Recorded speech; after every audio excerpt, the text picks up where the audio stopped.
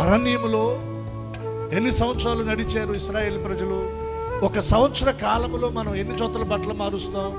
కనీసం 2-3 జతలన్నా మనం మారుస్తాం ఒక్క సంవత్సరంలో.